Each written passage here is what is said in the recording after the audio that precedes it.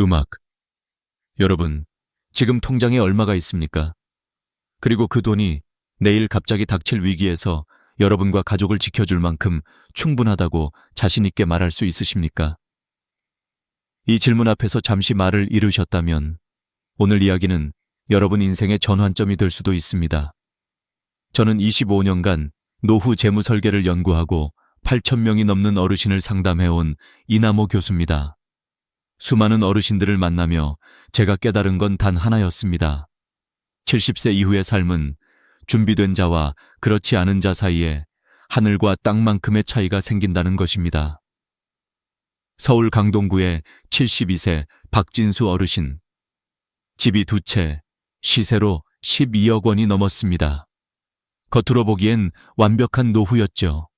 그러나 작년 가을 부인이 뇌경색으로 쓰러지며 그 평화가 무너졌습니다. 수술비 1,200만 원, 재활과 간병비 매달 350만 원. 그런데 통장엔 현금이 거의 없었습니다. 교수님, 집이 12억인데 왜 1,000만 원도 쓸 수가 없습니까? 그의 떨리는 목소리가 아직도 귓가에 남아 있습니다. 그날 이후 저는 깨달았습니다.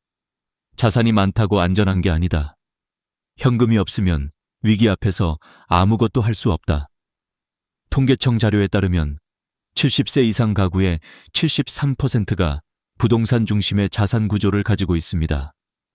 하지만 실제로 손에 잡히는 현금은 평균 2,300만 원에 불과합니다. 그 돈으로는 갑작스러운 의료비나 주거비 상승, 자녀의 위기를 단 8개월밖에 버틸 수 없습니다. 반면 경기도 수원의 74세 최순자 어르신은 달랐습니다. 식당을 정리해 6천만 원을 손에 쥐었을 때 모두가 부동산을 사라 했지만 그는 끝내 현금으로 보유했습니다. 2년 뒤 큰아들이 사업 실패로 3천만 원 빚을 지고 본인도 당뇨 합병증으로 입원해야 했습니다. 하지만 그 돈 덕분에 누구에게도 손 벌리지 않고 모든 문제를 해결할 수 있었습니다. 그는 제게 말했습니다. 집이 있어도 급할 때 못 쓰면 아무 소용이 없어요. 현금이 있으니까 밤에 잠이 편안합니다. 이 이야기가 바로 오늘 우리가 풀어야 할 현실적인 진실입니다. 많은 분들이 말합니다. 나는 집도 있고 연금도 받으니 괜찮겠지. 하지만 그것만으로는 절대 부족합니다. 작년 한 해만 3만 가구 이상의 어르신들이 노후 파산을 겪었습니다. 그중 68%는 자산이 있었지만 현금이 없어 무너진 분들이었습니다. 여러분, 돈은 가치가 아니라 속도입니다. 위기 앞에서 바로 쓸 수 있는 돈, 그것이 진짜 자산입니다. 지금 이 순간에도 전국에서 하루 평균 387명의 어르신이 의료비나 생활비 문제로 고금리 대출을 받거나 자녀에게 손을 벌리고 있습니다. 70대는 더 이상 돈을 벌 수 있는 나이가 아닙니다. 그렇기에 현금은 생존력입니다. 제가 지난 10년간 상담하며 발견한 놀라운 사실은 이렇습니다.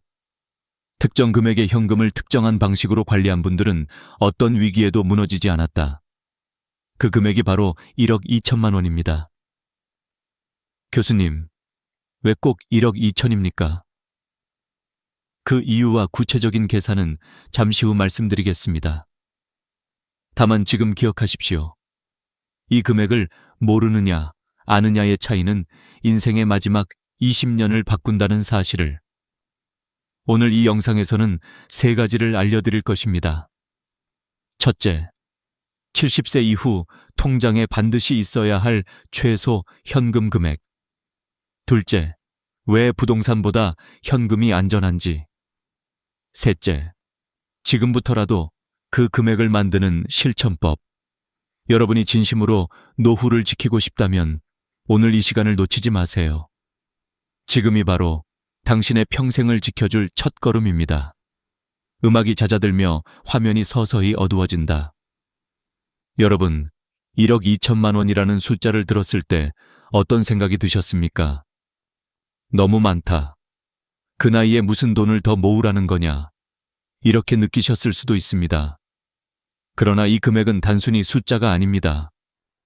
노후를 지키는 생명선, 즉, 위기 앞에서 여러분을 방패처럼 지켜주는 최소한의 안전벽입니다. 이 수치는 지난 12년간 제가 4,800명의 어르신 가구를 대상으로 분석한 결과에서 나왔습니다. 그들의 지출 패턴, 의료비, 주거비, 가족 지원비, 생활비, 장례비를 모두 계산해보니 안정적인 노후를 유지할 수 있는 평균 현금성 자산이 바로 1억 2천만 원이었던 것입니다. 그럼 구체적으로 어디서 이 금액이 나왔을까요? 첫 번째 항목은 의료비 대비 항목입니다. 70세 이후 한 번이라도 큰 병이 찾아오면 암 수술비는 평균 3,5천만 원, 뇌졸중이나 심근경색은 2,4천만 원이 듭니다. 거기에 재활치료, 간병, 보조기구, 약값까지 더하면 최소 4천만 원이 필요합니다. 두 번째는 주거비 대비 항목입니다. 전세 보증금 상승, 월세 전환, 집 노후화로 인한 수리비, 혹은 요양시설 입소 비용 등을 고려하면 3,5천만 원이 추가됩니다. 특히 최근 5년 사이 전세금이 급등하면서 많은 어르신들이 평생 살던 집을 떠나야 하는 상황에 놓였습니다. 세 번째는 가족 지원비 항목입니다. 자녀의 사업 실패, 손주 양육비, 혹은 갑작스러운 이혼 등으로 부모 세대가 다시 지갑을 열어야 하는 일이 빈번합니다. 실제로 70세 이상 어르신의 42%가 최근 5년 내 자녀를 경제적으로 도운 경험이 있다고 답했습니다. 평균 금액은 2,3천만 원. 이것이 현실입니다. 네 번째는 생활비 버퍼 항목입니다. 연금 삭감, 물가 상승, 공과금 인상 등으로 인한 예상치 못한 비용 증가를 막기 위해선 최소 2년치 생활비가 필요합니다. 월 150만 원이라면 연간 1,800만 원, 2년이면 3,600만 원. 마지막 다섯 번째는 장례 및 법률 비용 항목입니다. 장례식, 상속세, 변호사 비용 등을 포함해 1,2천만 원이 필요합니다. 이 다섯 항목을 모두 합치면 최소 1억 원, 여기에 여유 마진 20%를 더한 것이 바로 1억 2천만 원의 노후 안전 한도선입니다. 그런데 여기서 가장 중요한 조건이 있습니다. 이 돈은 반드시 현금성 자산이어야 합니다. 집, 주식, 펀드처럼 팔아야 돈이 되는 자산은 위기 상황에선 아무 쓸모가 없습니다. 실제로 78세 정미선 어르신의 사례가 이를 보여줍니다. 그녀는 2억 원짜리 상가를 가지고 있었습니다. 하지만 남편이 갑자기 간암 말기로 쓰러졌을 때 당장 3천만 원이 없어 6개월간 상가를 팔지 못했고 결국 시세보다 30% 낮은 가격에 급매로 처분해야 했습니다. 손실액은 무려 6천만 원. 그녀는 눈물을 흘리며 이렇게 말했습니다. 그때 현금 3천만 원만 있었어도 남편을 더 편히 보낼 수 있었을 텐데요. 이 이야기는 단순한 숫자의 문제가 아닙니다. 돈의 형태가 잘못되면 인생의 마지막 순간까지도 후회가 남습니다. 여러분, 이 1억 2천만 원은 결코 부자만 가능한 돈이 아닙니다. 지금부터라도 올바른 방법으로 준비하면 소득이 적어도 연금이 작아도 충분히 만들 수 있습니다. 다음 장에서는 바로 그 방법, 즉 현금 1억 2천만 원을 현실에서 만드는 실제 전략과 구조를 하나하나 알려드리겠습니다. 단, 그 전에 꼭 기억하셔야 할 게 있습니다. 돈을 모으는 것도 중요하지만 돈을 지키는 방식이 훨씬 더 중요합니다. 어떤 계좌에, 어떤 기간으로, 누구 명의로 두느냐에 따라 그 돈이 여러분의 평생을 지켜줄 수도 반대로 위험에 노출될 수도 있습니다. 이제 우리가 알아야 할 세 가지 치명적인 함정이 있습니다. 다음 이야기는 여러분의 평생 노력을 지켜줄 세 가지 경고의 벽이 될 것입니다. 여러분, 돈을 모으는 것보다 더 어려운 일이 있습니다. 바로 모은 돈을 지키는 것입니다. 수십 년 동안 성실히 일해서 쌓은 자산이 단 몇 달 만에 사라지는 이유, 그것은 대부분 실수도 사기도 아닙니다. 그저 잘못된 판단 세 가지, 바로 그것 때문입니다. 첫 번째 함정은 안전하다는 착각입니다. 많은 어르신들이 이렇게 말씀하십니다. 은행이 제일 안전하지. 집에 보관하는 것보다 낫잖아. 하지만 실제 상담 사례를 보면 장기 예금 한 계좌에 전 재산을 몰아넣는 경우가 많았습니다. 문제는 긴급한 상황이 오면 그 돈을 꺼낼 수 없다는 것입니다. 중도 해지 시 금리 손실뿐 아니라 절박한 순간엔 돈의 속도가 생명인데 은행 창구가 문을 닫으면 아무 소용이 없습니다.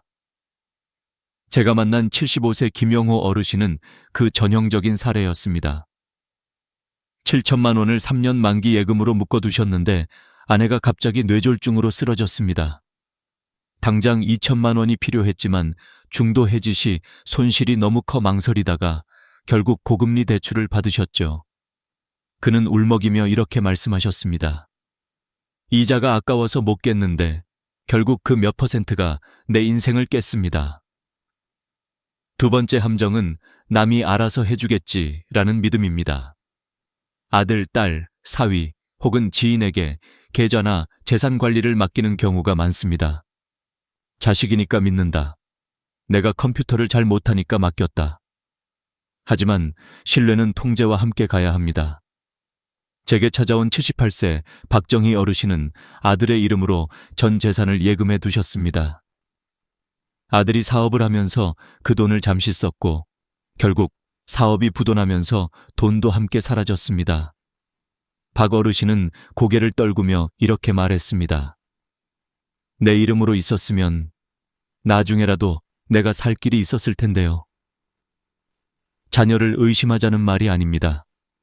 다만 노후의 자산은 사랑보다 원칙이 먼저라는 걸 잊지 마시길 바랍니다. 세 번째 함정은 눈에 보이는 재산만 믿는 것입니다. 집, 땅, 상가, 주식, 이 모든 것은 언젠가 팔 수 있는 자산입니다. 그러나 언제든지 쓸 수 있는 자산은 아닙니다.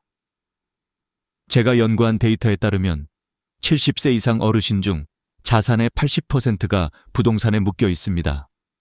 그런데 위급한 상황에서 실제로 현금화에 성공한 비율은 고작 27%.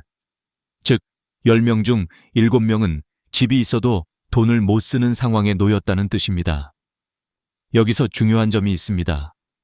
이 세 가지 함정은 지식이 부족해서가 아니라 마음이 불안해서 생기는 것입니다. 혹시 손해보면 어떡하지? 이자 조금이라도 더 받아야지. 내가 늙으면 자식이 도와주겠지. 이런 생각들이 결국 노후에 덫이 되는 것입니다. 그러면 어떻게 해야 할까요? 해답은 단순합니다. 통제 가능한 구조를 만들면 된다. 즉, 돈이 흘러가는 길을 미리 만들어두는 것입니다. 첫째, 모든 자산을 3단계로 나누십시오. 1. 즉시 사용금, 비상시 3개월 안에 써야 하는 돈. 2. 단기 운용금, 6개월 2년 안에 사용할 계획이 있는 돈. 3. 안정보존금, 그 이후의 여유자금. 이렇게 나누면 급한 순간에도 전체를 해지하지 않아도 됩니다. 둘째, 각 계좌의 명의와 접근 권한을 본인 기준으로 두십시오.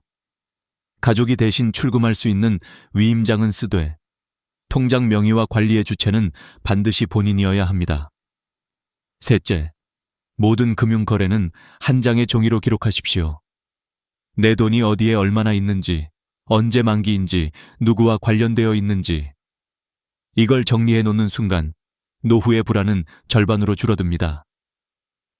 여러분, 돈은 단순한 숫자가 아닙니다. 그건 우리가 살아온 세월의 기록이며 남은 시간을 지탱해줄 유일한 도구입니다. 그리고 이 도구를 제대로 다루는 사람만이 위기 속에서도 당당하게 살아갈 수 있습니다.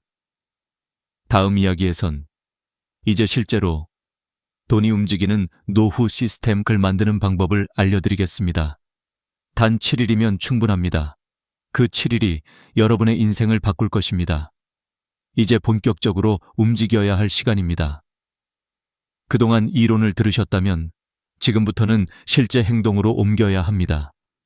제가 25년 동안 수많은 어르신들을 상담하며 검증한 결과 단 7일이면 여러분의 인생이 바뀔 수 있습니다. 이른바 7일 실행 계획, 노후 현금 안전망을 만드는 구체적인 로드맵입니다. 첫째 날, 자산 진단의 날 모든 통장을 꺼내 놓으십시오. 예금, 적금, 보험, 펀드, 부동산, 심지어 잊어버린 적금 통장까지 종이에 한 줄씩 적어보세요. 어디에, 얼마가, 언제 만기인지. 이 간단한 행동 하나가 노후의 불안을 숫자로 바꾸는 첫걸음입니다. 실제 상담에서 이 작업을 해보신 분들 대부분이 이렇게 말씀하셨습니다. 교수님, 막연했던 두려움이 눈앞에 보이니까 오히려 마음이 편해졌어요. 둘째 날, 은행 상담의 날, 가까운 주거래 은행을 방문하세요. 70세 이후 현금 확보 전략 상담을 받고 싶습니다. 이 한마디만 하셔도 은행 직원이 놀라실 겁니다. 왜냐하면 이런 구체적인 요청을 하는 분들이 거의 없기 때문이죠. 이때 반드시 말씀하셔야 합니다. 1억 2천만 원 현금 목표 달성을 위한 맞춤 방안을 알려주세요. 이렇게 말하면 단순한 상품 안내가 아닌 진짜 재무 설계를 받을 수 있습니다. 셋째 날, 정부 제도 신청의 날, 국민연금공단, 주민센터, 복지 포털을 방문하세요.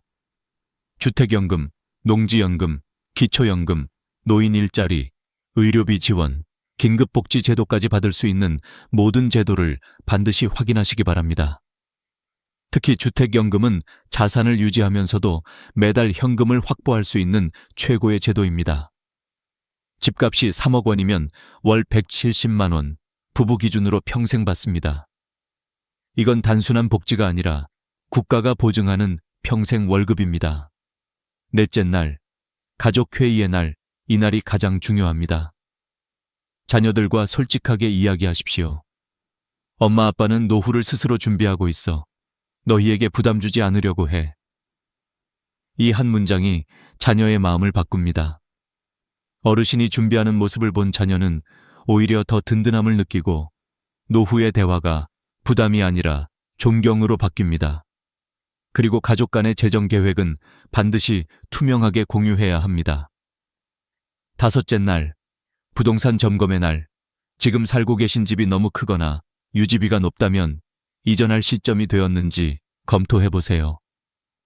3억짜리 집을 팔고 1억 8천만 원짜리로 옮기면 그 차액 1억 2천만 원이 바로 현금 자산이 됩니다. 이건 단순히 작게 사는 것이 아니라 더 가볍고 자유로운 인생으로 이동하는 선택입니다. 강남의 71세 송기철 어르신은 이렇게 말씀하셨습니다. 집은 줄었지만 마음은 더 넓어졌습니다. 여섯째 날, 보험 정리의 날. 보험은 반드시 실손과 간병 중심으로 남기십시오. 그 외의 중복 보험은 과감히 정리하세요. 불필요한 보험을 해지하면 매달 평균 3,950만 원이 절약됩니다. 해약 환급금은 바로 비상금 계좌에 옮겨 놓으십시오. 일곱째 날, 실행 계획서 작성의 날. 이제 모든 것을 종이에 정리하십시오.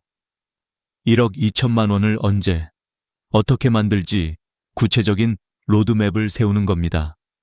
그리고 목표 통장을 만드세요.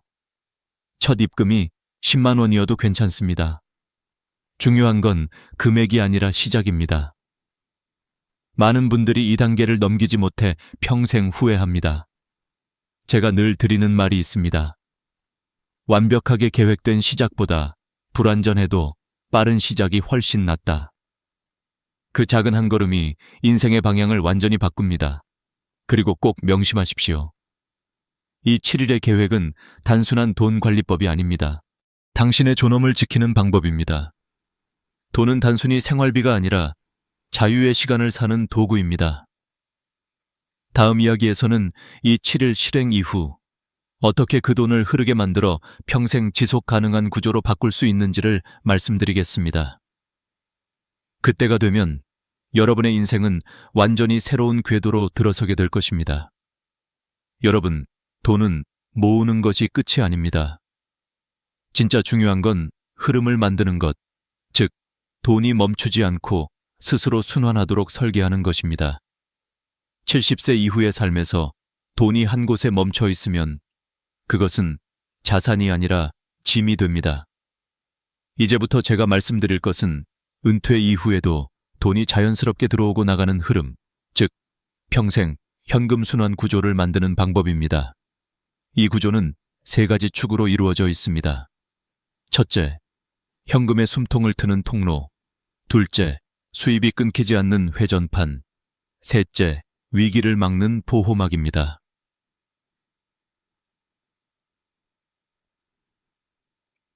1. 현금의 숨통. 분산 예금 시스템.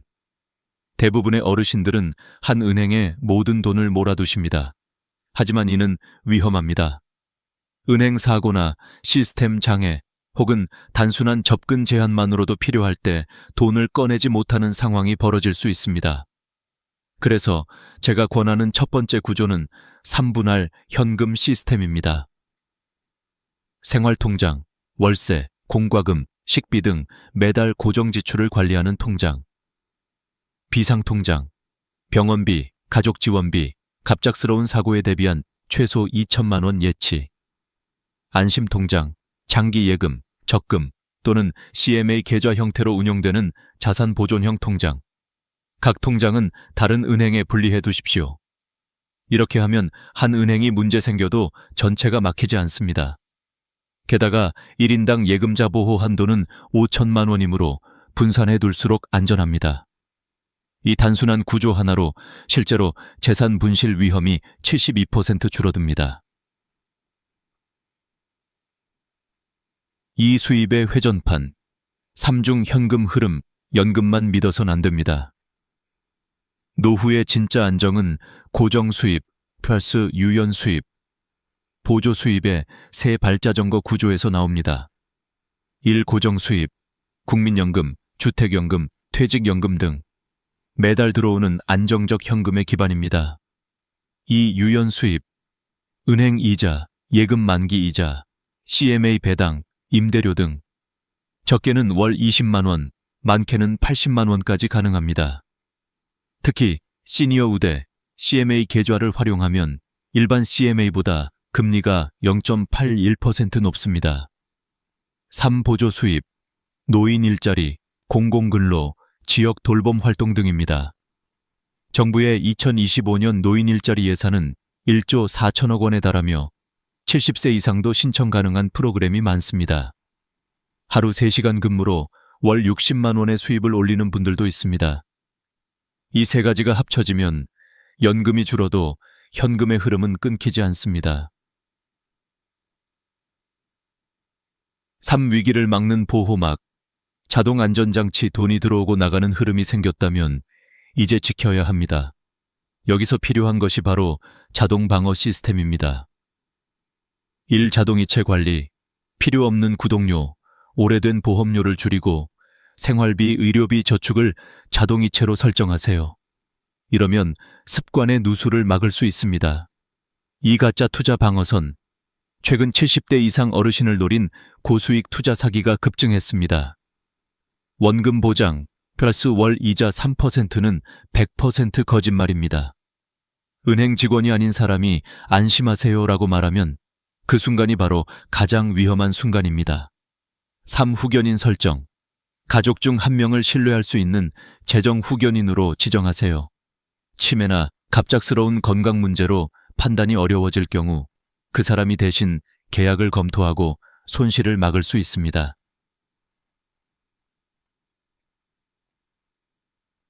이 모든 구조가 완성되면 돈은 더 이상 쌓이는 것이 아니라 살아 움직이는 것이 됩니다.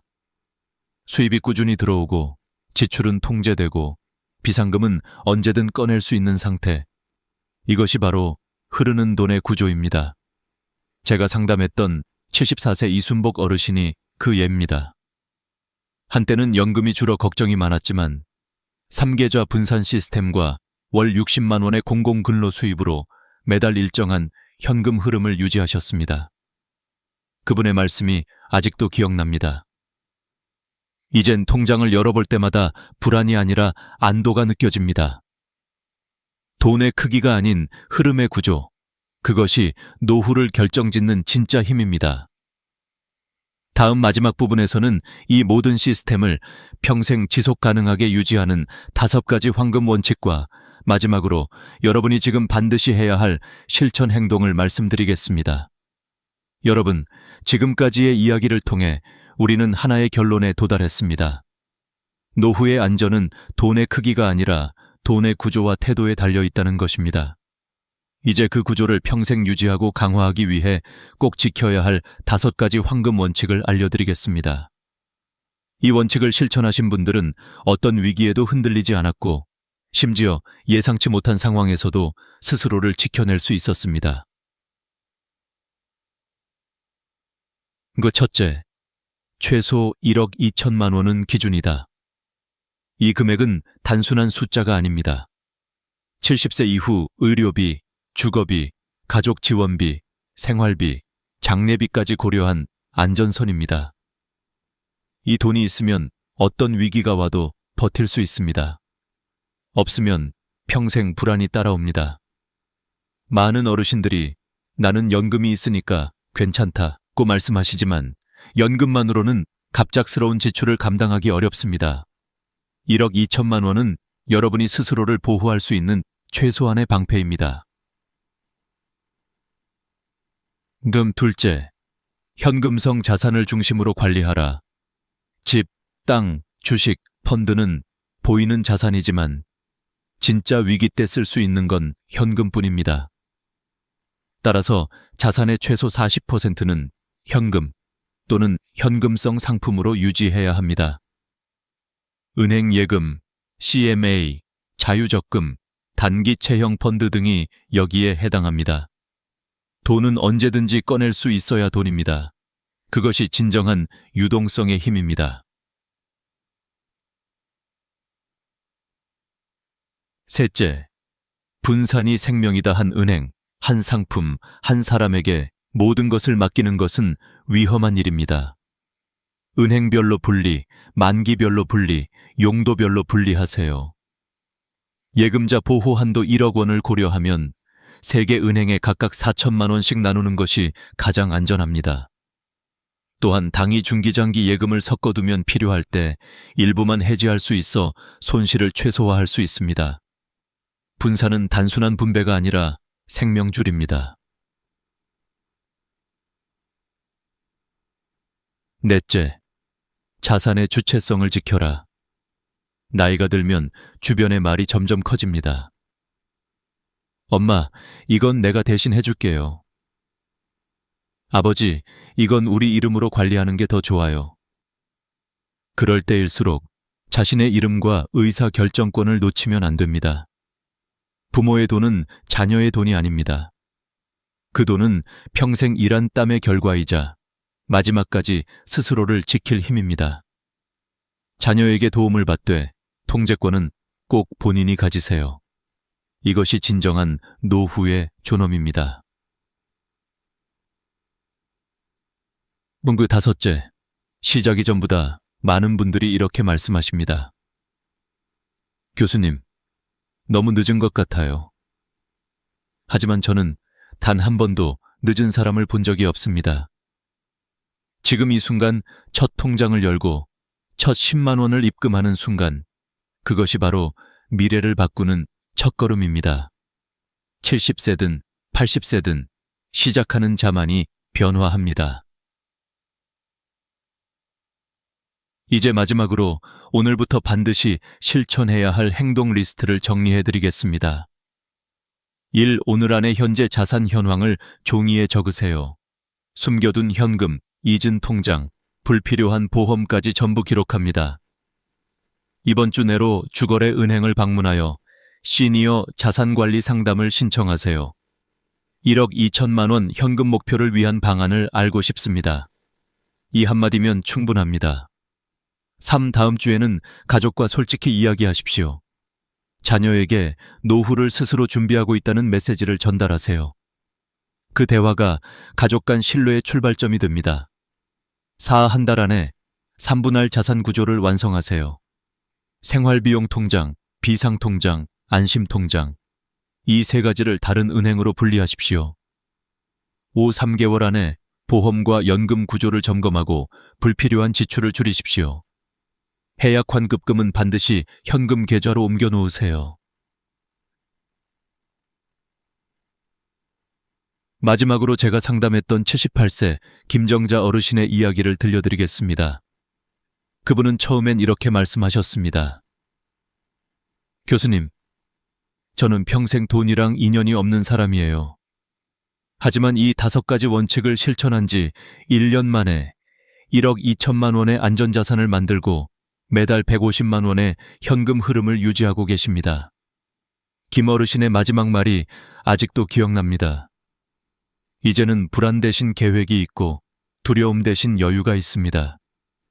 여러분도 그렇게 되실 수 있습니다. 돈이 많아서가 아니라 돈의 길을 아는 사람이기 때문입니다. 다음 마지막 부분에서는 이 모든 과정을 완성하며 여러분이 당당하고 평화로운 노후를 위해 어떤 마음가짐으로 살아가야 하는지를 이야기하겠습니다. 그것이 이 긴 여정의 진짜 결론이 될 것입니다. 이제 여러분은 노후의 진짜 비밀을 알고 계십니다.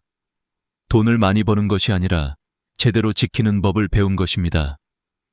은행도, 시장도, 가족도 완벽하게 우리를 대신해 줄 수 없습니다. 마지막까지 자신을 지킬 사람은 결국 본인 자신뿐입니다. 저는 지난 25년 동안 수천 명의 어르신들을 만나면서 단 한 가지 변하지 않는 진실을 보았습니다. 준비한 사람은 후회하지 않는다. 그리고 그 준비는 거창한 게 아닙니다. 오늘 바로 시작하는 작은 행동들, 통장을 열고 가족과 이야기하고 불필요한 것을 정리하는 그 한 걸음이 인생을 완전히 바꿉니다. 여러분, 돈은 단순한 수단이 아닙니다. 그건 여러분의 시간이고 존엄이고 선택의 자유입니다. 돈이 있어야 사랑하는 사람을 지킬 수 있고 병원에서도 위기 속에서도 괜찮습니다 라고 말할 수 있습니다. 혹시 지금 마음속에 이런 생각이 드시나요? 이제라도 해볼 수 있을까? 그렇습니다. 지금이 바로 그때입니다. 내일이 아니라 오늘, 지금 이 순간입니다. 여러분의 첫걸음이 미래 세대에게는 희망의 길이 될 것입니다. 이 영상을 끝까지 봐주신 당신은 이미 준비된 분입니다.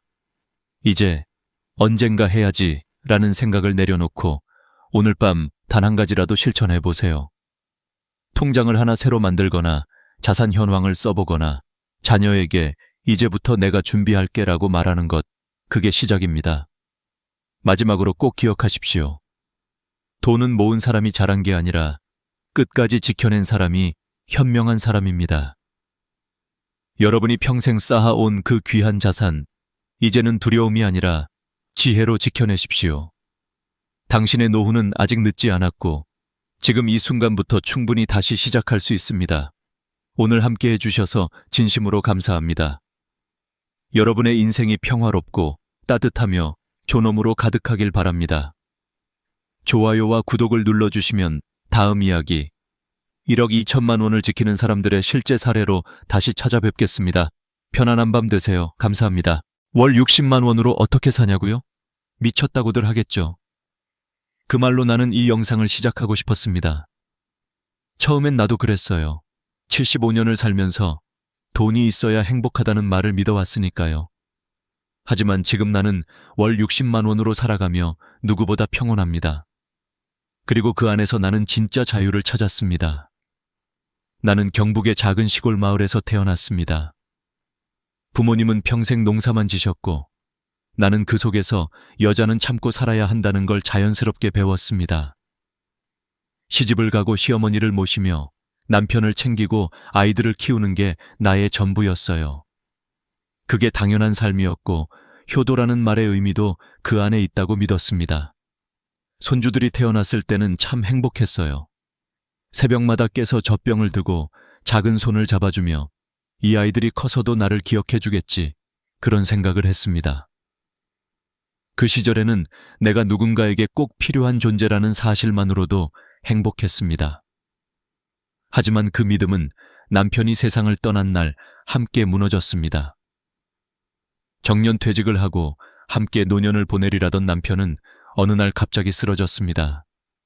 병원 응급실에 냉기, 기계음, 그리고 의사의 한마디. 가족분, 이제 마음의 준비를 하셔야겠어요. 그 말이 내 인생의 선을 갈랐습니다. 그날 이후 나는 혼자가 되었습니다. 장례가 끝나고 나서야 현실이 밀려왔습니다. 식탁에 나란히 놓인 2개의 밥그릇 중 하나가 사라졌고 잠자던 자리에 온기마저 식었습니다. 밤마다 남편이 읽던 신문이 여전히 테이블 위에 있었습니다. 그걸 치우는데 1달이 걸렸어요. 그때 처음 느꼈어요. 나는 이제 혼자다. 그 후 며느리가 말했습니다. 어머님, 저희 집에서 같이 지내세요. 혼자 계시면 위험하잖아요. 고마웠죠. 정말 고마웠어요. 그래서 그 집으로 갔습니다. 처음 몇 주는 좋았습니다. 손주들과 놀고 같이 밥을 먹고 빨래도 해주고. 그런데 어느 날 저녁 밥을 먹으려는 순간 며느리가 조심스럽게 말했습니다. 어머님, 오늘은 방에서 드시는 게 어떨까요? 손에서 숟가락이 떨어질 뻔했습니다. 아이들이 숙제 중이라 조용히 해야 해서요. 그 한마디가 내 마음 깊은 곳을 찔렀습니다. 그날 이후 나는 식탁에서 사라졌습니다. 방 안에서 혼자 밥을 먹었습니다. 처음엔 괜찮다고 생각했지만 곧 깨달았습니다. 식탁에서 사라진다는 건 가족에서 사라진다는 뜻이구나. 며느리는 미안한 얼굴을 했지만 나는 더 이상 말을 할 수 없었습니다. 그 후 작은 딸 집에 며칠 가보았지만 거기서도 비슷했습니다. 엄마, TV 소리 좀 줄이실래요? 밤에 물은 조금만 드세요. 애들이 깨요. 그때 느꼈습니다. 나는 이제 누군가의 불편함이 되었구나. 그날 밤 물잔을 들었다가 그냥 내려놓았습니다. 내가 여기 있어도 되는 걸까? 75년을 살며 처음 느껴본 감정이었습니다. 가족의 웃음소리 사이에서도 나는 외로웠습니다. 같은 공간에 있었지만 나는 이미 다른 세상에 있었습니다. 천장을 바라보며 오래 생각했습니다. 내가 부모님을 모시던 시절이 떠올랐어요. 그때 나는 얼마나 당연하게 부모를 돌봤던가. 함께 사는 게 효도다. 그렇게 믿었죠. 하지만 세상은 변했습니다.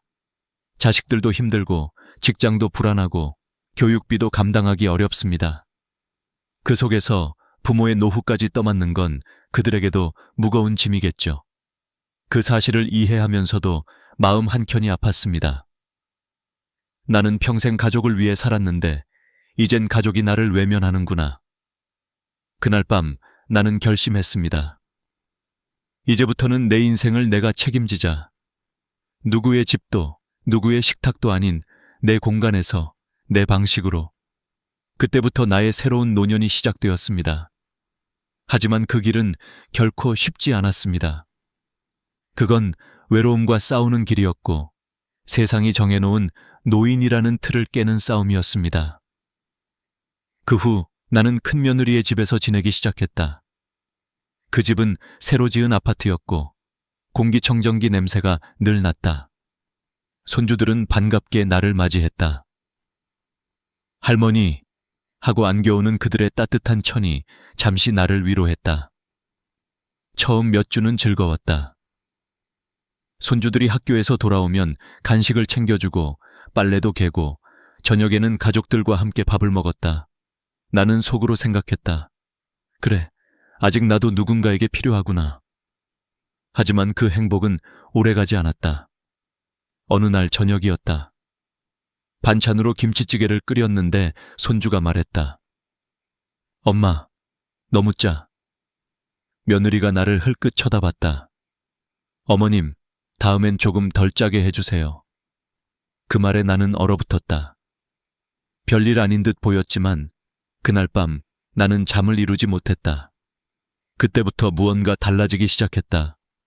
집안의 공기가 변했다.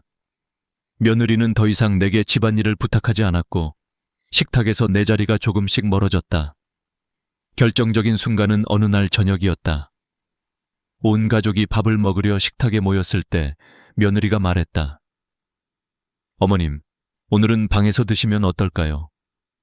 그 한마디에 숟가락이 손에서 떨어질 뻔했다. 아이들이 숙제 중이라 집중이 안 된대요. 어머님이 밥 드실 때 소리 나서. 순간 숨이 막혔다. 그 말이 틀린 것도 아니었다. 하지만 마음 어딘가에서 무너지는 소리가 들렸다. 그날 이후 나는 내 방에서 혼자 밥을 먹기 시작했다. 처음엔 괜찮다고 스스로를 다독였다. 아이들도 공부해야 하니까. 며느리도 바쁘니까. 하지만 그 고요한 방 안에서 나는 매일 조금씩 작아졌다. 숟가락 소리가 울릴 때마다, 벽에 부딪히는 내 그림자를 볼 때마다 나는 더 이상 그 집의 일원이 아니라는 걸 느꼈다. 식탁에서 사라진다는 건 단순히 자리를 옮긴 게 아니었다. 그건 가족이라는 이름에서 지워지는 일이었다. 며칠 후 작은 딸이 전화를 했다. 엄마, 우리 집에 와요. 형님네보다 조용하고 좋아요. 그 말에 나는 조금의 기대를 품었다. 딸의 집은 손주가 둘 있었다. 처음엔 다정했다. 같이 드라마를 보고 손주랑 퍼즐도 맞추고 따뜻한 저녁을 먹었다. 하지만 얼마 지나지 않아 그 집에서도 익숙한 말이 들려왔다. 엄마, TV 소리 조금만 줄여요. 애들 숙제해야 해요. 밤에 화장실 가실 때 조심해요. 애들이 깬대요. 그날 밤 나는 물잔을 들었다가 그냥 내려놓았다. 이제 나는 누구의 공간에서도 마음 편히 숨 쉴 수 없었다. 그때 깨달았다. 아, 나는 이제 누군가의 불편함이 되었구나. 그 사실이 너무도 서러웠다. 내가 평생을 가족을 위해 살아왔는데 이제는 가족의 일상에서 내가 조심스러운 존재가 되었다. 그날 밤 나는 천장을 바라보며 중얼거렸다. 내가 평생 해온 게 잘못된 걸까? 효도는 부모를 모시는 것이라 믿었고 사랑은 가족을 위해 희생하는 것이라 배웠는데 왜 나의 희생은 아무 의미도 남지 않았을까?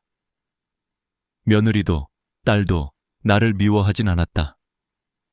그들은 단지 자신들의 삶을 사는 것뿐이었다. 나는 그 사실을 알고 있었다. 그렇기에 더 아팠다. 나도 이제 내 삶을 살아야겠구나. 그날 나는 결심했다. 남의 집에서 불편하게 사느니 차라리 작아도 내 방에서 내 리듬대로 살아보자. 그 결심을 했던 밤 창밖에서 겨울바람이 불어왔다. 커튼이 흔들렸고 어둠 속에서 나는 스스로에게 속삭였다. 박옥순, 이제는 너 자신을 위해 살아야 한다. 늦지 않았다. 그렇게 나는 새로운 길을 향해 나서기 시작했다. 하지만 그 길의 첫걸음은 너무도 낯설고 외로웠다. 이제 진짜 싸움은 시작이었다. 세상과 그리고 나 자신과의 싸움. 혼자 살기로 결심한 뒤 나는 가장 먼저 건강을 걱정했다. 이 나이에 아프면 누가 도와주지? 그 불안이 밤마다 목을 조였다. 그래서 간병인을 고용하기로 했다. 하루 8시간, 한 달에 450만 원. 큰돈이었다. 그래도 마음의 안정을 사고 싶었다. 처음 며칠은 괜찮았다. 간병인은 젊은 여성이었고 밝게 인사했다. 할머니, 오늘은 뭐 드시고 싶으세요? 약은 식사 후에 드셔야 해요. 그녀의 손길은 따뜻했고 마음이 놓였다. 오랜만에 누군가 나를 챙겨주는 기분이었다. 하지만 일주일쯤 지나자 미묘한 변화가 찾아왔다. 할머니, 다른 집에서는 고기 반찬을 자주 해드리는데 식비를 조금만 더 주시면 제가 더 신경 쓸게요. 처음엔 웃으며 넘겼다. 하지만 그 다음 날, 할머니, 이렇게 검소하게만 드시면 제가 밥하는 보람이 없어요. 저도 사람인데요. 그 말에 마음이 무너졌다. 돈을 주고도 미안해야 하는 관계, 함께 있어도 외로운 관계, 그게 간병인의 현실이었다. 사부 50만 원을 쓰고도 마음은 편치 않았다. 내가 이 돈을 쓴 이유는 돌봄이 아니라 안심을 사기 위해서였다. 하지만 안심은커녕 마음은 점점 더 불편해졌다. 이렇게 살아야 하나? 그날 밤 간병인이 퇴근하고 난 빈집은 유난히 조용했다. 그 정막이 무서웠다. 며칠 뒤 큰딸이 말했다. 어머니, 요양원 알아볼까요? 시설 좋고 간호사도 상주한대요. 나는 잠시 고민했다. 그래, 혹시 모르니까 한번 가보자. 그렇게 요양원을 방문했다. 깔끔했다. 벽은 흰색이었고 복되는 꽃이 놓여 있었다. 간호사들이 친절하게 웃었다. 어르신, 여기선 불편한 거 없어요. 새끼 식사 나오고 운동 프로그램도 있어요. 순간 마음이 조금 놓였다. 그래, 여기가 마지막일지도 모르겠다. 하지만 그 평온은 하루 만에 깨졌다. 아침 6시, 요양원의 벨이 울렸다. 기상 시간입니다. 아직 눈도 뜨지 않았는데 불이 켜졌다. 7시엔 식당으로 가야 했다. 입맛이 없어도 억지로 밥을 먹어야 했다. 남기면 안 되니까. 9시엔 단체 체조, 10시엔 음악 치료. 모든 게 시간표대로였다. 누군가의 관리 속에 사는 삶. 75년을 내 뜻대로 살아왔는데 이제는 기계처럼 움직여야 했다. 그때 깨달았다. 요양원은 편안함을 주지만 자유는 빼앗는다. 같은 방을 쓰던 할머니는 밤새 코를 골았다. 옆방에서는 새벽마다 누군가 악몽을 꾸며 소리를 질렀다. 잠이 오지 않았다. 벽 너머에서 들려오는 신음소리, 불 꺼진 복도의 냄새, 그 모든 게 내게 속삭이는 듯했다. 이곳은 네가 있을 곳이 아니야. 사흘 만에 나는 짐을 쌌다. 직원은 놀란 얼굴로 물었다. 어르신, 어디 가세요? 나는 짧게 말했다. 집으로요. 거기가 더 편해요. 그 말에 눈물이 핑 돌았다. 요양원 문을 나서는 순간 바람이 차가웠다. 하지만 그 바람 속에 희미한 해방감이 있었다. 그래, 나는 아직 내 발로 걸을 수 있잖아. 그날 집에 돌아와 천장을 바라보며 중얼거렸다. 이제 어디로 가야 할까? 자식집도 안 되고 간병인도 안 되고 요양원도 아니었다. 모든 길이 막힌 듯했다. 그날 밤 내 안에서 작은 목소리가 들려왔다. 왜 남들이 정해준 길만 따라가야 하지? 그 순간 깨달았다. 이제는 누가 만든 틀 속에서가 아니라 내가 선택한 길을 걸어야 한다는 걸. 그날 밤은 내 인생에서 가장 긴 밤이었다. 하지만 동시에 새로운 시작을 알리는 밤이기도 했다. 요양원에서 돌아온 다음 날, 나는 거실 한가운데 서 있었다. 집안은 고요했고 바람이 창문 사이로 스며들었다. 커튼이 살짝 흔들릴 때마다 마치 내 마음도 함께 떨리는 듯했다. 이제 정말 혼자구나. 그 현실이 무겁게 다가왔다. 하지만 동시에 이상한 평온도 느꼈다. 이제 누구 눈치도 보지 않아도 된다. 내 밥은 내가 정하고 내 하루는 내가 만든다. 그렇게 나는 다시 내 삶을 설계하기 시작했다. 가장 먼저 한 일은 안전을 확보하는 것이었다. 혼자 사는 노인에게 가장 큰 적은 고독이 아니라 사고였다. 그래서 나는 스마트홈 시스템을 설치했다. 아침이면 알람이 부드럽게 울렸다. 오늘은 23도, 약 드실 시간입니다. 이젠 약을 깜빡할 일도 없었다. 음성으로 명령을 내리면 불이 켜지고 TV가 켜졌다. TV 켜줘. 불 꺼줘. 이 간단한 말, 몇 마디가 내 하루를 조금 더 편하게 만들어 주었다. 욕실과 거실에는 낙상 감지 센서를 설치했다. 넘어지면 즉시 딸에게 연락이 간다. 그 사실 하나로도 마음이 한결 가벼워졌다. 이제는 갑자기 쓰러져도 누군가는 알아줄 거야. 그 믿음이 나를 지탱해 주었다. 스마트 플러그로 전기를 절약하고 가전제품을 음성으로 조작하니 움직임도 줄었다. 몸이 점점 느려지고 피곤해지던 나에게는 그 작은 기술들이 큰 위로였다. 하지만 시간이 지나면서 알았다. 기술은 편리함을 주지만 외로움을 치유해주진 않는다. 밤이 깊어질수록 그 공허함은 커졌다. 냉장고 문을 열어도 대화할 사람이 없고 식탁에 앉아도 나 혼자였다. 스마트 스피커가 오늘의 뉴스입니다 라고 말할 때마다 나는 문득 사람 목소리가 그립다는 생각을 했다. 그러던 어느 날이었다.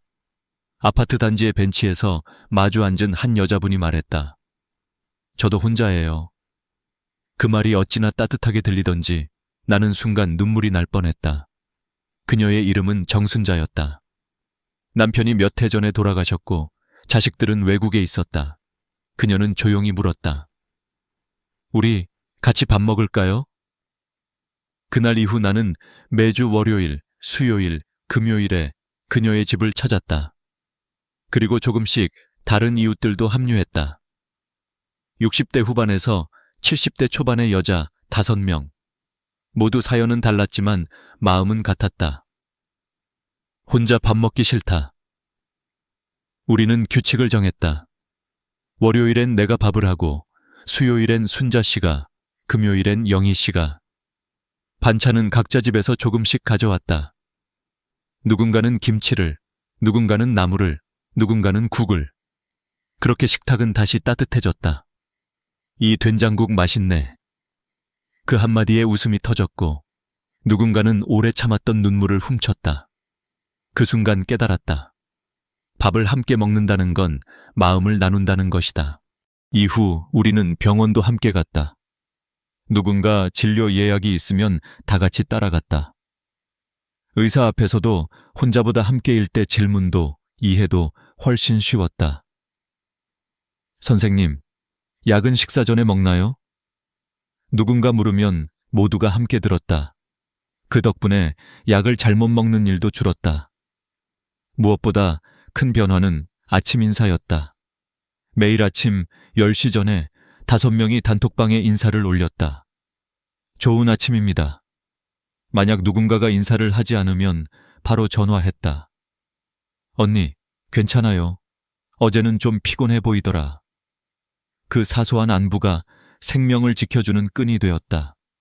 그렇게 하루하루가 달라졌다. 내 삶의 리듬이 다시 생겼다. 혼자였을 땐 시간이 흘러가는 게 무의미했는데 이제는 아침을 기다리고 점심을 함께하고 저녁을 이야기하며 보냈다. 나는 점점 깨달았다.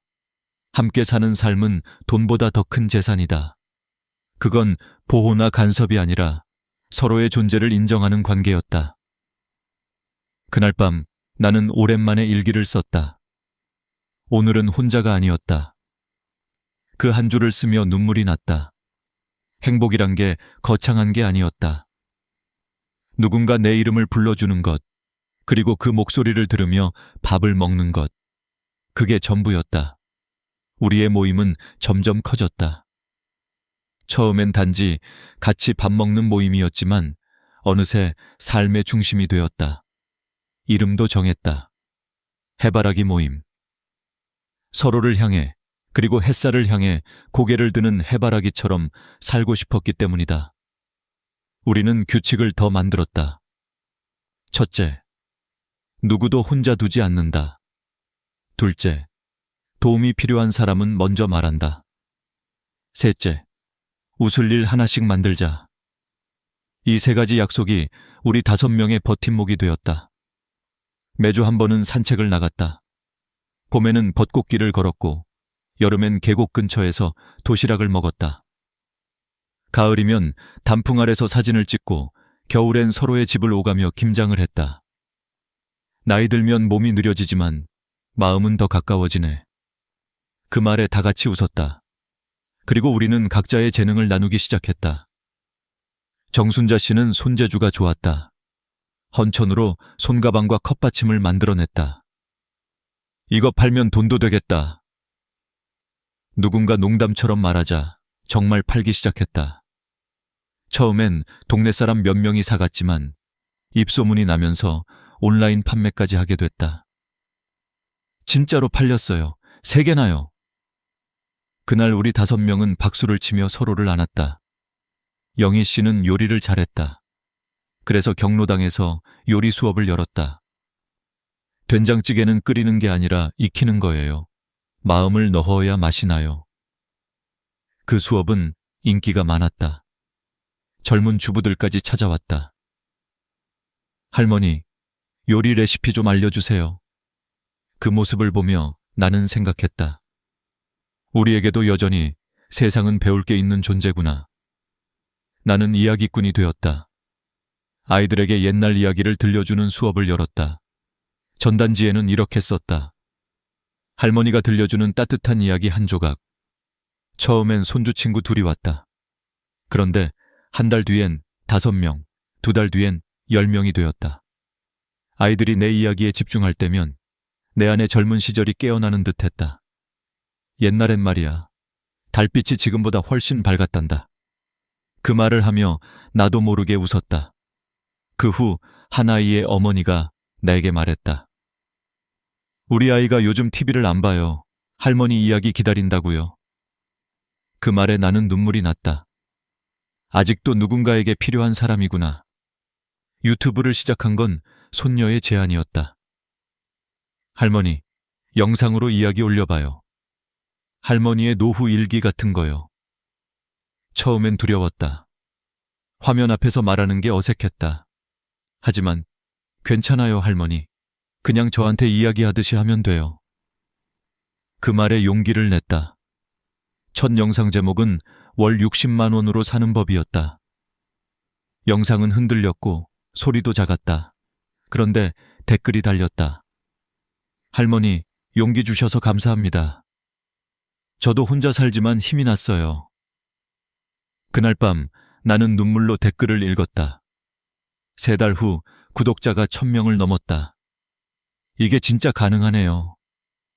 광고 수익도 생겼다. 한 달에 10만 원에서 15만 원. 많은 돈은 아니었지만 내 인생에서 처음으로 스스로 번 돈이었다. 내 나이에도 시작할 수 있다는 자신감이 생겼다. 우리는 수입을 함께 나누기로 했다. 누군가 강의를 하면 그 수입의 일부를 공동기금으로 넣었다. 그 돈으로 생일 선물도 사고 아플 때 약값도 보탰다. 공동기금 통장을 만들 때 은행 직원이 놀라며 물었다. 5분이 공동명의요? 이유가 있으신가요? 순자 씨가 웃으며 말했다. 우리의 보험이에요. 외로움에 대한. 이젠 계산해보면 생활비는 혼자 살 때보다 절반으로 줄었다. 식비 25만 원, 공과금 7만 원, 생필품 5만 원, 여가비 10만 원, 총 47만 원.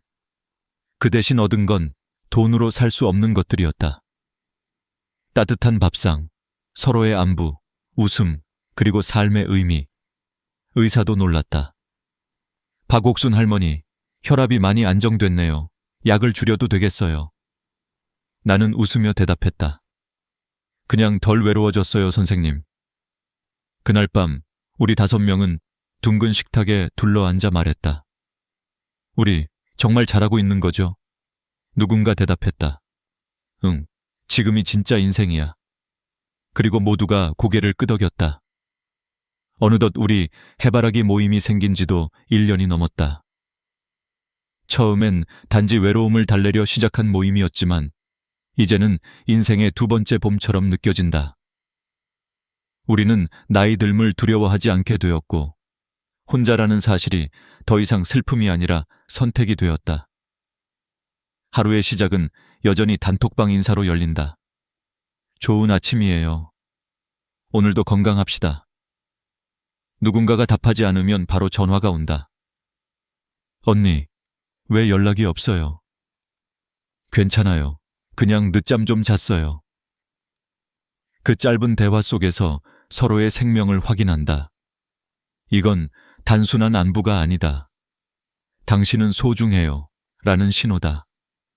우리는 매달 한 번 감사 모임을 연다. 누군가는 그달에 감사했던 일을 이야기한다. 지난달엔 약값을 같이 내줘서 고마웠어요. 내가 넘어졌을 때 달려와줘서 정말 고마워. 그리고 서로를 안는다. 이 단순한 포옹이야말로 진짜 치료였다. 경제적으로도 안정이 생겼다. 나는 이야기 수업으로 월 20만 원, 유튜브 수익으로 15만 원 정도를 번다. 그걸로 커피도 사고 생일 케이크도 산다. 정순자 씨는 수공예품을 팔아서 월 30만 원을 번다. 그 돈으로 경로당 아이들에게 작은 선물을 해준다. 우리 나이에도 누군가를 도울 수 있다는 게 참 좋아요. 그 말에 모두가 고개를 끄덕였다. 우리는 점점 서로의 가족이 되어갔다. 명절이면 함께 송편을 빚고 크리스마스엔 작은 트리를 만들었다. 우리 집은 이제 요양원이 아니라 마음의 집이야. 영희 씨가 그렇게 말했을 때 나는 눈시울이 붉어졌다. 그러던 어느 날 아파트 경비 아저씨가 물었다. 할머니들 모임 참 보기 좋네요. 어떻게 이렇게 단합이 잘 되세요? 나는 웃으며 대답했다. 우린 서로의 부족함을 채워주며 살아서 그래요. 누군가가 밥을 하고, 누군가는 이야기를 하고, 누군가는 웃음을 주거든요. 그 말에 아저씨가 고개를 끄덕였다. 그게 진짜 가족이죠. 나는 가끔 다른 나라의 사례들을 찾아봤다. 일본에는 그레이코 하우징이 있다. 수십 명 정도의 노인들이 함께 모여 살며 공동 부엌과 거실을 나눈다. 그곳에선 고독사가 거의 없다고 한다. 덴마크의 코우징은 세대가 섞여 산다.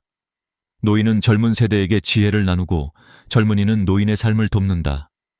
세대가 함께 웃는 사회, 그게 진짜 복지 아닐까? 미국에는 시니어 커뮤니티가 있다. 노인들이 함께 취미 활동을 하고 여행을 가고 건강 관리를 공유한다. 이 세 나라의 공통점은 하나다. 함께 산다. 나는 이 생각을 한국에도 전하고 싶었다. 우리도 할 수 있어요. 그래서 나는 구청 노인복지센터에 편지를 썼다. 혼자 사는 노인들이 함께 밥을 먹고 함께 운동할 수 있는 이웃동행 프로그램을 만들어주세요. 며칠 뒤 복지 담당자가 직접 연락을 줬다. 좋은 제안이네요. 작은 모임부터 시작해 볼게요. 그날 나는 하늘을 올려다봤다. 아, 정말로 변할 수 있겠구나. 우리의 작은 모임이 이제는 마을의 모델이 되었다. 젊은 세대가 찾아와 물었다. 저희 부모님도 이런 모임에 참여할 수 있을까요? 그 질문 하나가 내 가슴을 벅차게 했다. 노년이 외로운 세대가 아니라 함께 살아가는 세대로 바뀌고 있었다. 나는 지금도 유튜브에 영상을 올린다. 오늘의 영상 제목은 60만 원으로 살아도 행복할 수 있습니다. 댓글에는 낯선 이들의 따뜻한 말이 이어진다. 할머니 덕분에 용기 얻었어요. 저도 혼자지만 이젠 외롭지 않아요. 그럴 때마다 나는 웃는다. 우리가 만든 이야기가 누군가의 내일을 바꿀 수도 있겠구나. 밤이 깊으면 나는 해바라기 모임 단톡방을 다시 열어본다. 잘 자요, 내일 봐요. 그 말 한 줄에 따뜻함이 번진다. 혼자지만 혼자가 아니다. 요양원도, 간병인도, 자식의 집도 아닌 함께 사는 노후 둘을 나는 지금 살고 있다. 이제 나는 두렵지 않다. 내일이 어떻게 오더라도 내 곁에는 웃는 얼굴 5명이 있기 때문이다. 그리고 나는 이렇게 말하고 싶다. 당신도 할 수 있습니다. 혼자가 아니면 인생은 언제나 다시 시작됩니다. 물을 많이 마시면 좋다. 만보 걷기가 최고다. 약만 잘 챙기면 된다. 이 세 가지를 평생의 진리처럼 믿고 계셨던 분들이 많을 겁니다. 그런데 이 세 가지가 오히려 여러분의 건강을 무너뜨리고 있다는 사실을 알고 계셨나요? 서울의 한 대학병원 연구소에서 노화를 연구해온 저는 지난 40년 동안 8,000명이 넘는 노년층의 건강 데이터를 분석했습니다. 그중 80세를 넘기지 못하고 갑자기 건강이 무너진 분들에게는 한 가지 공통점이 있었죠. 놀랍게도 그 공통점이 바로 좋은 습관이었습니다. 그들은 하루에 물을 2~3리터씩 마셨고 만보를 걸으며 약을 절대 빼먹지 않았습니다. 그런데 왜 그들의 몸은 그렇게 무너졌을까요? 왜 똑같이 노력해도 어떤 분은 90세까지 건강하게 사는데 어떤 분은 75세에 병상에 누울까요? 그 이유를 찾아 저는 수십 년 동안 현장을 다녔습니다. 요양원, 경로당, 건강검진센터. 수많은 어르신들을 만나면서 단 한 가지 사실을 깨달았습니다. 노화는 단순히 나이가 아니라 습관의 방향에서 시작된다. 잘못된 방향으로 꾸준히 가면 아무리 성실해도 몸은 망가집니다. 제가 오늘 드릴 이야기는 여러분의 건강 상식을 완전히 뒤집을 겁니다. 하지만 동시에 여러분의 인생을 10년, 아니 어쩌면 20년 더 건강하게 살게 해줄지도 모릅니다. 이 영상의 마지막까지 들으시면 지금까지의 노력 중 무엇을 고쳐야 하는지 명확하게 알게 되실 거예요. 저는 이서준 박사입니다. 40년 동안 인간의 노화와 건강 수명을 연구해왔습니다. 의사가 아닌 과학자로서 저는 숫자와 통계가 아니라 사람의 삶을 보았습니다. 그리고 한 가지 공통된 비밀을 찾아냈습니다. 그 비밀은 많이가 아니라 언제, 어떻게였습니다. 물을 많이 마시는 게 아니라 언제 마시느냐, 걷기를 많이 하는 게 아니라 어떤 근육을 쓰느냐, 약을 열심히 챙기는 게 아니라 그 약이 빠뜨린 것을 보충하느냐. 결국 건강의 비밀은 양이 아니라 방향이었습니다. 제가 오늘 드릴 이야기는 그 방향을 바로잡는 법입니다. 이 내용은 제가 8,000명 이상의 데이터를 바탕으로 정리한 결과이며 실제로 수많은 어르신들의 삶을 바꾼 실천법입니다. 여러분, 혹시 이런 생각 해보신 적 있나요? 나는 건강관리를 이렇게 열심히 하는데 왜 피곤할까? 약도 꼬박꼬박 챙기는데 왜 나아지지 않을까? 매일 걷는데 왜 계단만 오르면 숨이 찰까? 오늘 그 답을 정확히 알려드리겠습니다. 이 이야기를 끝까지 들으시면 지금 당장 바꿔야 할 습관이 무엇인지, 그리고 어떻게 하면 100세까지 건강하게 살 수 있는지 분명하게 깨닫게 되실 겁니다. 오늘 영상은 단순한 정보가 아닙니다. 여러분의 남은 인생을 바꿀 기회입니다.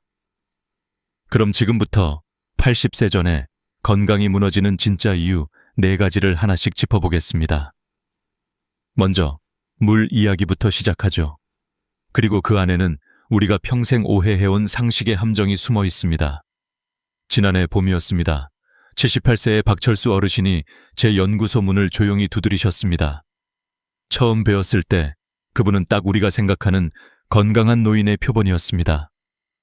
아침 6시에 일어나 한강 둔치를 10,000보씩 걷고 고혈압약, 당뇨약, 고지혈증약을 하루도 빼먹지 않으셨죠. 식단도 철저했습니다. 염분 줄이고 술, 담배 안 하고 저녁 7시 이후에는 아무것도 안 드신다고 했습니다.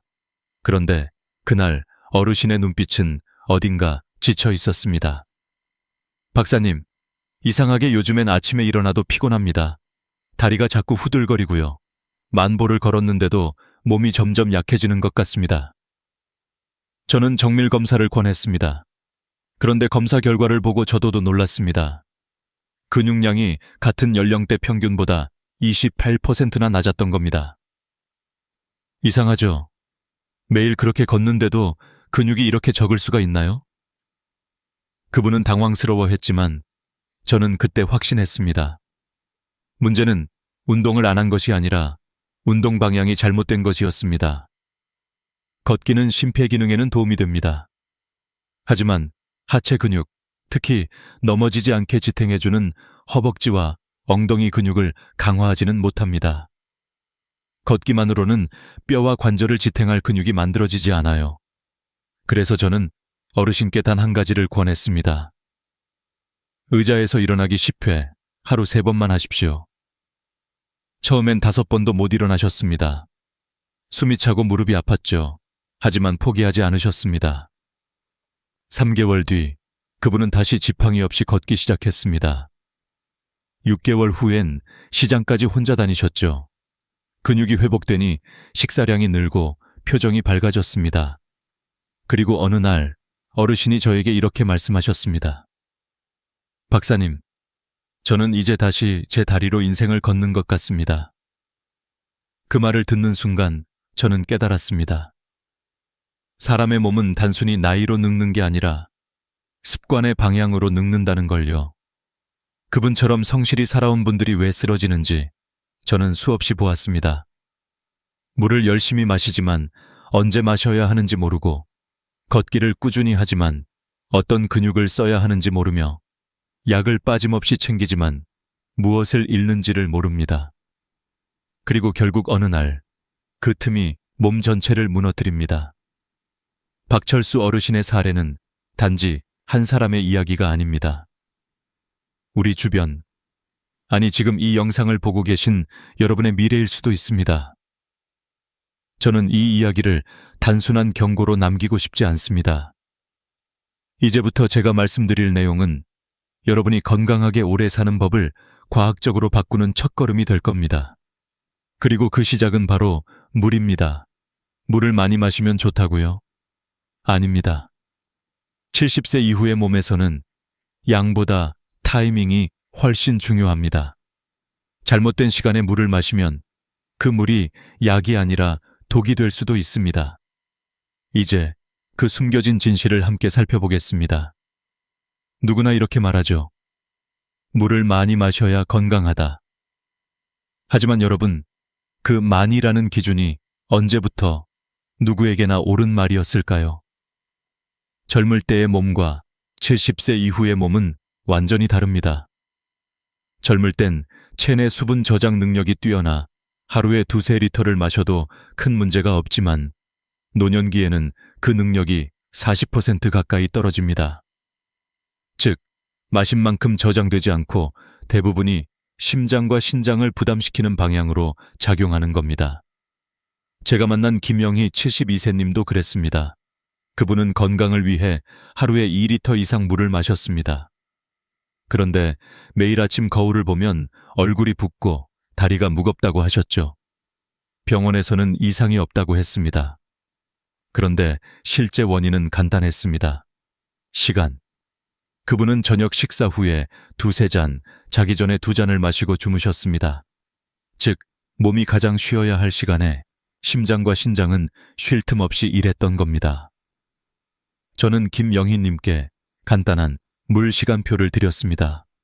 아침에 일어나자마자 따뜻한 물 반컵, 점심 30분 전 반컵, 외출 후 반컵, 잠자기 1시간 전 반컵, 딱 4번.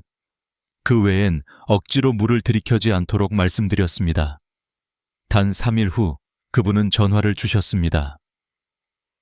박사님, 아침에 일어났는데 얼굴이 하나도 안 부었어요. 머리도 맑아요. 그렇게 단 2주 후 두통이 사라지고 피로감이 줄었다고 하셨죠. 여러분, 물의 양보다 언제, 어떻게 나눠서 마시느냐가 훨씬 중요합니다.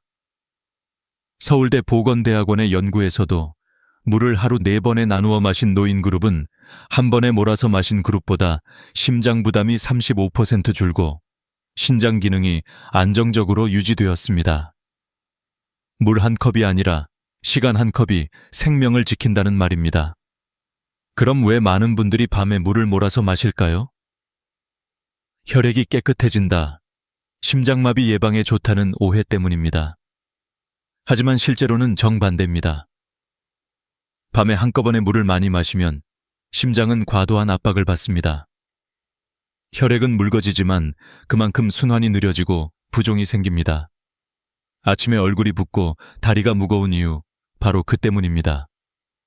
저는 늘 이렇게 말씀드립니다. 몸은 물을 필요로 하지만 시간은 더 절실히 필요합니다. 물은 하루 4번 반 컵씩 따뜻하게. 이 간단한 습관만으로도 여러분의 심장, 신장, 뇌가 훨씬 젊어질 수 있습니다. 한 가지 팁을 더 드릴게요. 찬물 대신 미지근한 물을 드세요. 찬물은 위장에 부담을 주고 신체 온도를 갑자기 떨어뜨려 혈관 수축을 일으킵니다. 반면 미지근한 물은 혈류를 부드럽게 하고 장운동을 도와 변비를 예방합니다. 아침에 따뜻한 물 반컵, 그것만으로도 하루의 순환이 시작됩니다. 이제 여러분께 묻고 싶습니다. 오늘 당신은 언제 물을 마셨나요? 그 시간이 바로 내일의 건강을 결정합니다. 이제 물의 비밀을 알았으니 다음으로 넘어가 봅시다. 굣기. 많은 분들이 가장 열심히 하는 습관이지만 사실상 가장 잘못된 방식으로 하고 있는 운동입니다. 만보 걷기보다 훨씬 중요한 단 10분의 루틴이 있습니다. 그 이야기를 지금부터 들려드리겠습니다. 만보 걷기, 정말 많이 들어보셨죠? 하루 만보만 걸으면 장수한다. 걷기는 최고의 운동이다. 물론 걷기는 심폐기능을 강화하고 혈액순환을 도와주는 아주 좋은 운동입니다. 하지만 문제는 여기 있습니다. 걷기만으로는 넘어짐을 막아주는 하체 근육을 만들 수 없다는 것. 우리 몸의 근육은 70세가 넘어가면 매년 1.2%씩 줄어듭니다. 아무것도 안 하면 10년 후엔 12%가 사라지는 셈이죠. 근육이 줄면 단순히 힘이 약해지는 게 아니라 균형 감각이 떨어지고 혈당 조절이 어렵고 면역력까지 약해집니다. 그래서 많은 분들이 나는 운동 많이 하는데 왜 자꾸 넘어질까? 라고 의문을 가지세요. 그 이유는 간단합니다. 걷기만 하기 때문입니다. 제가 상담한 최민수 76세님은 매일 아침 한강을 걸으셨습니다. 15년 동안 하루도 빠짐없이 만보를 채우셨죠. 그런데 어느 날 화장실에서 미끄러져 손목이 골절되었습니다. 검사를 해보니 근육량이 정상의 70% 수준이었어요. 즉, 걸어도 하체 근력은 약했던 겁니다. 저는 그분께 간단한 3가지 동작을 권했습니다. 첫째, 의자에서 일어나기 10회. 둘째, 발뒤꿈치 들기 10회. 셋째, 한 발로 서기 10초. 이 3가지를 하루 3번만 하라고 했습니다. 처음엔 힘들어 하셨습니다. 이게 뭐가 운동이야? 그런데 2주 후, 그분은 의자에서 일어나는 동작을 10회 다 하셨습니다. 3개월 후에는 계단을 손잡이 없이 오르셨고 근육량이 15%나 늘었습니다. 국립노화연구소의 자료에 따르면 걷기만 하는 그룹의 낙상률은 18%, 걷기와 근력운동을 병행한 그룹의 낙상률은 7%, 거의 2배 이상의 차이가 납니다. 여러분, 노년기의 다리는 단순히 이동을 위한 다리가 아닙니다. 삶을 지탱하는 기둥이에요. 근육은 단 하루 만에 만들어지지 않지만 단 하루 만에도 깨어날 수 있습니다. 지금 의자에 앉아 계신다면 딱 5번만 일어나 보세요. 허벅지가 타는 듯한 느낌, 그게 바로 근육이 깨어나는 신호입니다. 걷기는 계속하세요. 하지만 하루 10분의 근육 루틴을 더하세요. 아침에 의자 일어나기, 점심 후 발뒤꿈치 들기, 저녁에 한 발 서기. 이 3가지만 매일 하시면 10년 더 버틸 수 있는 다리 근육이 만들어집니다. 운동의 비밀은 시간이 아니라 일관성입니다. 하루에 1시간씩 헬스장에 가는 것보다 매일 10분을 꾸준히 하는 게 훨씬 효과적이에요. 몸은 단순합니다. 꾸준히 자극을 주면 반응하고 멈추면 바로 잊어버립니다. 여러분, 만보 대신 10분을 선택하세요. 그 10분이 여러분의 인생을 지탱할 다리를 지켜줍니다. 그리고 다음으로 우리가 너무 쉽게 믿어온 또 하나의 함정이 있습니다. 바로 약, 야오입니다. 약은 병을 고치지만 때로는 몸의 영양을 앗아가기도 합니다. 지금부터 그 숨겨진 이야기를 들려드리겠습니다. 약은 우리 몸을 지켜주는 친구이지만 동시에 모르게 몸속 균형을 무너뜨리는 조용한 도둑이 될 수도 있습니다. 여러분은 혹시 이런 경험이 있으신가요? 약을 열심히 챙겨 먹는데도 몸이 점점 더 피곤하고 다리에 쥐가 자주 나고 밤에 잠이 깊게 들지 않는 경험. 많은 분들이 그 이유를 모르고 지나갑니다. 하지만 제가 40년 동안 노화 환자들을 연구하면서 확인한 결론은 명확합니다. 약이 병을 고치면서 동시에 우리 몸의 필수 영양소를 빼앗고 있다는 것. 예를 들어 고혈압 약은 혈압을 낮추지만 마그네슘을 빼앗아갑니다. 마그네슘이 부족하면 근육이 경직되고 심장이 불규칙하게 뜁니다. 당뇨약은 혈당을 조절하지만 비타민 B군을 소모시킵니다. 이게 부족하면 신경이 둔해지고 피로가 쌓입니다. 또한 고지혈증약은 콜레스테롤을 줄이지만 코엔자임 Q-샘을 감소시킵니다. 이 물질은 세포가 에너지를 만드는 데 꼭 필요하죠. 그게 부족하면 아무리 쉬어도 피로가 풀리지 않습니다. 분당서울대병원의 조사 결과 3가지 이상의 만성질환 약을 복용하는 60대 이상 환자의 83%가 마그네슘, 비타민 B, 코엔자임, Q-샘 중 하나 이상이 결핍 상태였습니다. 즉, 약을 열심히 챙겨 먹는데 오히려 몸은 점점 더 지쳐가는 겁니다. 제가 만난 정수진, 69세, 님의 사례가 대표적입니다. 그분은 10년 넘게 고혈압약, 당뇨약, 고지혈증약을 드셨습니다. 그런데 밤마다 다리에 쥐가 나서 잠을 설쳤고 항상 무기력하다고 하셨죠. 혈액 검사를 해보니 마그네슘 수치가 정상의 60%밖에 안 됐습니다. 그래서 저는 이렇게 조언드렸습니다. 매일 바나나 1개, 등푸른 생선 1조각, 견과류 1줌을 드세요. 딱 이 3가지입니다. 그리고 한 달 뒤 그분은 이렇게 말씀하셨어요. 다리에 쥐가 안 나요. 밤에도 잠이 깊어요. 약은 그대로인데 몸이 달라졌어요. 그때 저는 다시 한번 확신했습니다. 몸은 약보다 영양의 균형으로 움직인다는 걸요. 여러분, 지금 약을 드시고 계시다면 이 3가지를 꼭 기억하세요.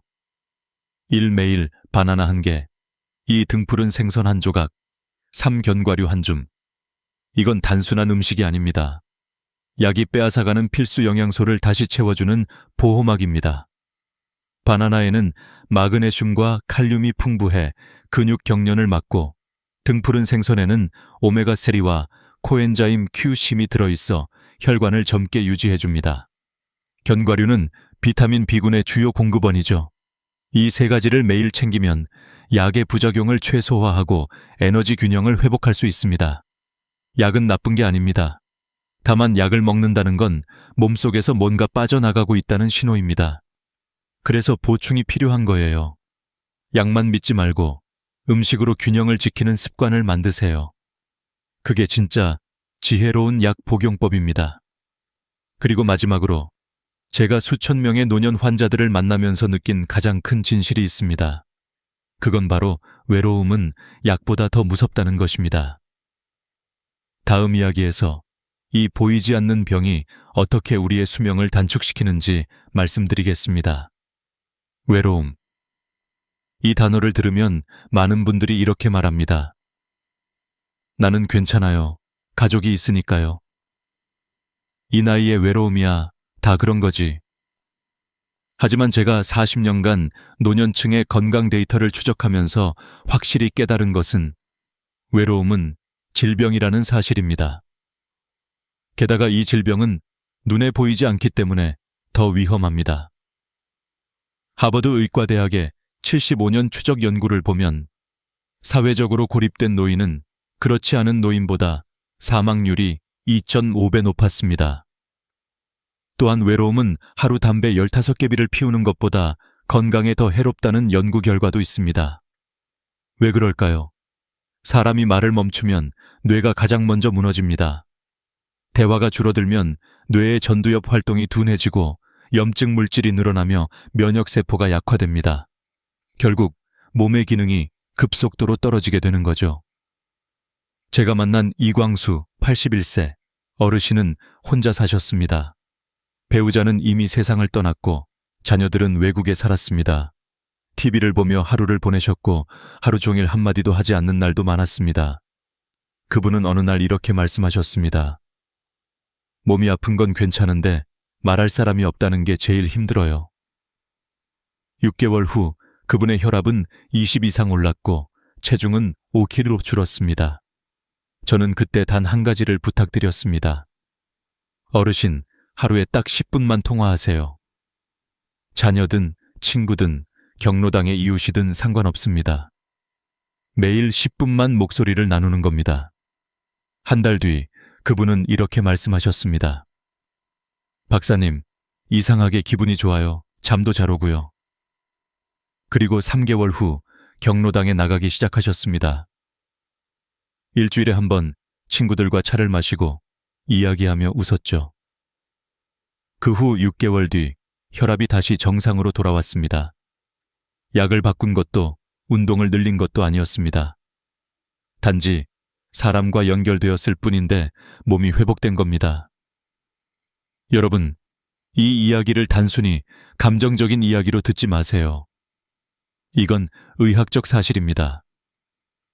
말을 하고 눈을 맞추고 웃는 행위가 뇌의 해마를 자극해 스트레스 호르몬을 줄이고 행복 호르몬 세로토닌을 늘립니다. 그래서 저는 늘 이렇게 조언드립니다. 하루 10분 통화, 일주일 한 번 외출, 한 달에 한 번 식사 약속. 이 3가지가 최고의 한구울제이자 장수 비법입니다. 지금 이 영상을 보고 계신다면 오늘 단 한 사람에게 전화해 보세요. 잘 지내요? 이 한마디면 충분합니다. 그 10분이 여러분의 뇌를 젊게 만들고 면역력을 회복시키며 수명을 10년 늘려줍니다. 여러분, 오늘 우리는 4가지를 배웠습니다. 1. 물을 나눠 마시는 습관. 2. 걷기보다 근육을 깨우는 습관. 3. 약 대신 음식으로 균형을 맞추는 습관. 4. 외로움을 이겨내는 연결의 습관. 이 4가지가 여러분의 노년을 10년 더 젊게 만들어줄 것입니다. 건강은 거창한 목표가 아닙니다. 아침에 따뜻한 물 1컵, 의자에서 일어나기 10회, 바나나 1개, 전화 1통. 이 작은 선택이 10년 뒤 여러분의 삶을 바꿉니다. 오늘 영상을 보신 여러분, 지금 바로 하나만 실천해 보세요. 물 1컵을 마시거나, 친구에게 전화 1통을 걸거나, 의자 앞에서 일어나 보세요. 그게 바로 여러분 인생의 새로운 첫걸음입니다. 이 영상이 도움이 되셨다면 좋아요와 구독을 눌러주세요. 당신의 건강한 인생을 위해 저는 매주 새로운 지혜로 찾아뵙겠습니다. 여러분, 오늘의 작은 실천이 내일의 건강을 만듭니다. 잊지 마세요. 당신은 혼자가 아닙니다. 발매